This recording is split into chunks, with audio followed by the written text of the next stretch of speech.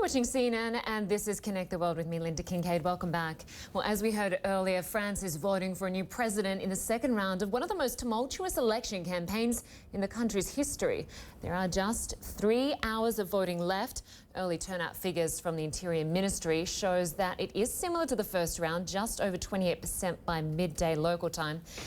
Analysts say the number of people who show up to cast their vote could be the crucial factor in deciding whether far-right Marine Le Pen or centrist Emmanuel Macron takes the vote. Well, all this is taking place against a backdrop of heightened security, 12,000 extra police and soldiers on the streets of Paris alone.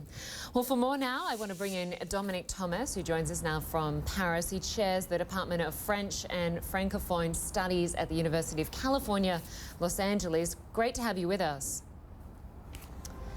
Thank you. Dominic, let's just start with voter apathy. There are many reports that people are abstaining from voting. Who is that going to help? Who will that hinder? Right, yeah, it's interesting. It's 5 p.m. just past Paris time, and we've just had some new data that's come out, which shows that in relation to the first round, that the percentage points are down by about 3 or 4, and in relation to 2012 by as much as 6%.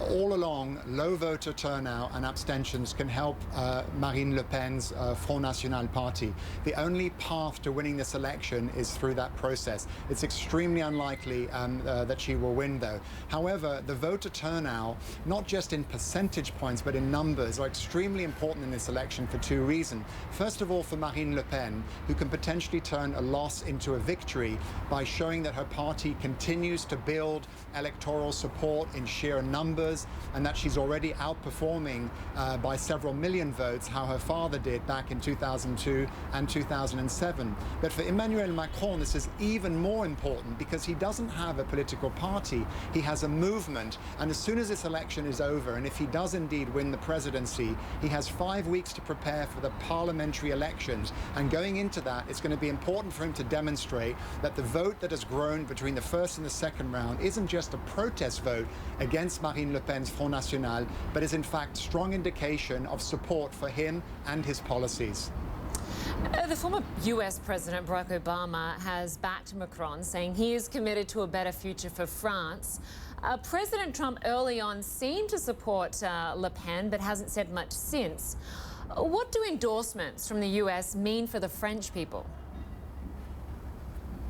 I think it can work in both ways, and I don't think much attention was paid to it. But I think that the question of endorsement, especially coming from Barack Obama, are extraordinarily important. Yes, comparisons have been made between Marine Le Pen and Donald Trump. They're certainly very close when it comes to the idea of economic nationalism, protectionism, border control, and so much of the rhetoric around terrorism, Islam, and immigration. But Marine Le Pen comes from a much longer history of far-right policies in France that are linked to some of the darkest chapters in French history.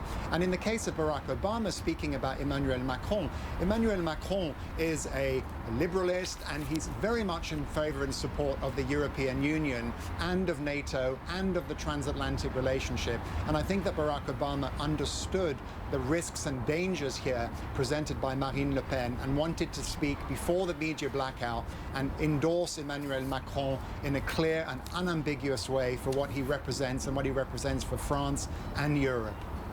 You touched on some of those things. That Le Pen, if she wins, is opposed to globalization, closing French borders, leaving the EU potentially, and breaking away from NATO.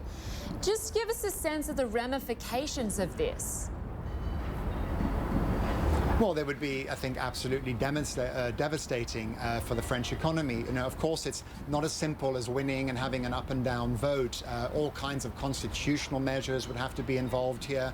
The likelihood, first of all, of her winning is slim, let alone of her doing well in legislative elections. The process is very different to the presidential. Right now, out of 577 seats in the French Parliament, she only holds 2 seats. So it'd be very difficult to enact those particular policies. But of course, it would rattle confidence in France, in the market, and it would be devastating for the European Union that has spent the last 5 months defending itself in the face of the Brexit divorce with the United Kingdom. It's the last thing that they need, and it's the last thing that Europe needs in terms of stability and so on, especially as it's just celebrated the 60th anniversary of the European Union. There are a lot of concerns in the lead up to the US election after we found out the result about the accuracy of the polls. The same can be said for Brexit. Within the US, people suggested it was because of a so-called secret Trump vote, people that didn't want to reveal that they were actually going to vote for Donald Trump. Is there perhaps a secret Le Pen vote there? Are there people in France that will vote for her that wouldn't say that they're going to do that? There's definitely going to be a percentage that did that, but what was so extraordinary in the first round is that the polls were absolutely dead-on accurate.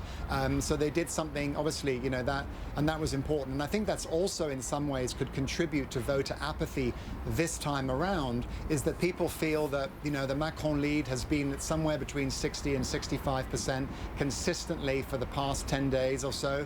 And I think that sort of, you know, contributes to it as well. I think where the unpredictability comes is from the far left vote. Jean-Luc Mélenchon scored almost 20% in the first round and has refused to endorse Emmanuel Macron, saying that one should vote against Le Pen but falling short of endorsing Macron. And that's a substantial percentage of voters. When you add that up to the 20 or so percent that didn't vote in the first round, that does mean that there are somewhere between 20 and 40% that we're not quite sure which way they will swing and whether their vote won't go towards this. But I think it's fairly obvious here what will happen, and that Macron's victory doesn't really remain much in doubt. It's just what the margin will be and what he will be able to do with that margin. All right, less than 3 hours of voting to go. Dominic Thomas, good to have your perspective on all of this. We'll talk to you soon, no doubt. Thank you.